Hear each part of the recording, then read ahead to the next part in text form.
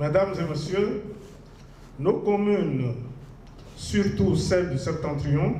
sont en proie à la montée de l'extrémisme violent dont il faut trouver une réponse rapide,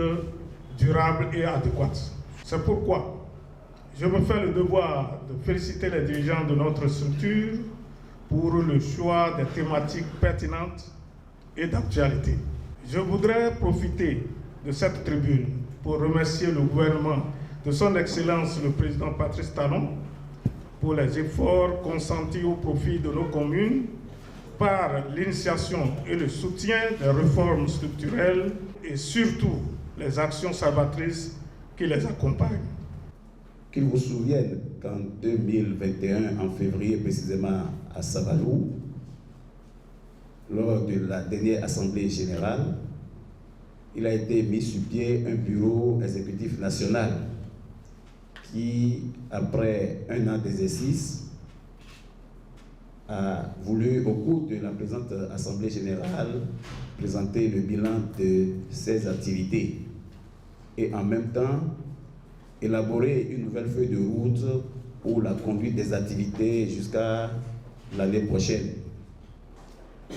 C'est dans ce cadre que s'inscrit la présente Assemblée générale qui nous permettra donc de parcourir un peu la situation des communes frontalières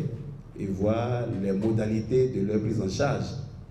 d'abord au niveau local par les élus locaux, ensuite au niveau national avec les interventions de l'Agence béninoise de gestion intégrée des espaces frontaliers, puis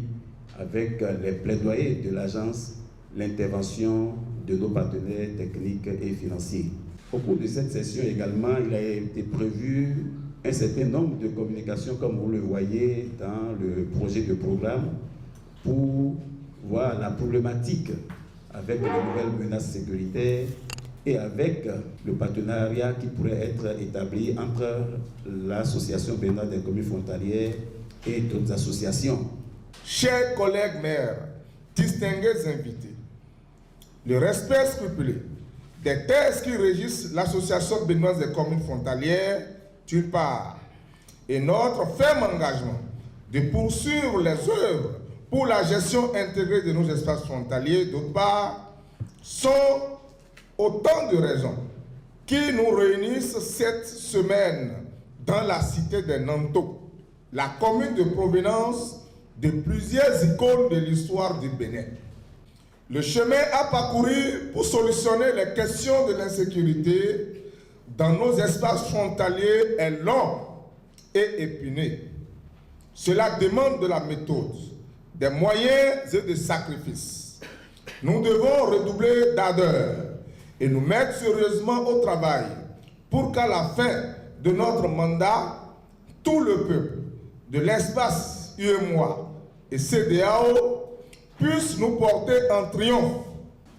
Mesdames et messieurs, considérant que seule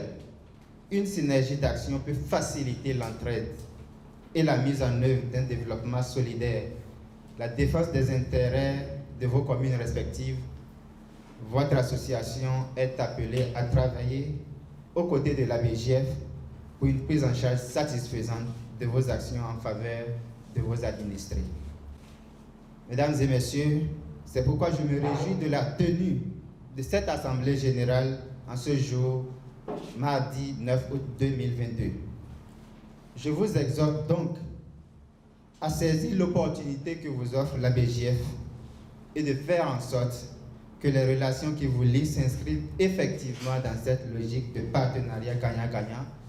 en vue de trouver des solutions durables aux problèmes qui minent les territoires frontaliers dont vous êtes les premiers responsables. C'est sur cette exhortation et une assurance renouvelée à nous tous ici présents que je voudrais déclarer au nom de Madame le Préfet officiellement lancer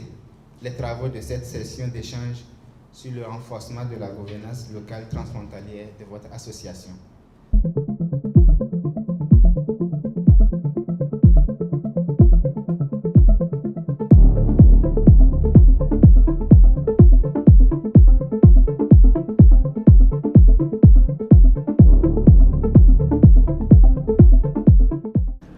sommes